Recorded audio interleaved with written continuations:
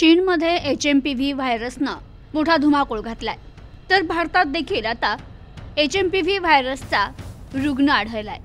HMPV virus आता भारतात पोहोचला असून त्याचा पहिला रुग्ण बेंगळुरूमध्ये आढळला असल्याची माहिती आहे। एका 8 महिन्याच्या मुलीला याची लागण झाल्याचं सांगण्यात येतंय। बंगळुरूमधील रुग्णालयात एका 8 महिन्याच्या मुलीमध्ये HMPV व्हायरसची लागण झाल्याचं दिसून आलं। दरम्यान आरोग्य मंत्रालयाच्या सांगण्यावरून त्यांच्या लॅबमध्ये याची चाचणी केली गेली नाहीये। या प्रकरणाचा रिपोर्ट एका खासगी रुग्णालयात करण्यात आलाय। HMPV व्हायरस हा सहसा फक्त लहान मुलांमध्ये आढळतो।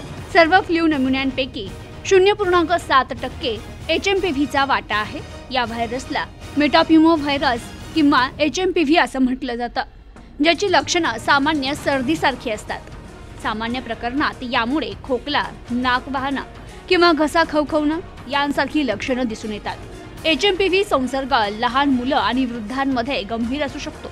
या व्हायरसमुळे रोगप्रतिकारक शक्ती कमकुवत असलेल्या लोकांमध्ये देखील गंभीर आजार होऊ शकतो।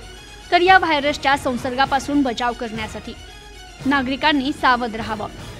चीनमधून आलेला हा व्हायरस खूपच धोकादायक किंवा जीवघेणा नसला तरी नागरिकांनी या आजाराची लागण होऊ नये याकरिता काळजी घेणं गरजेचं आहे। Bureau report, news today 24।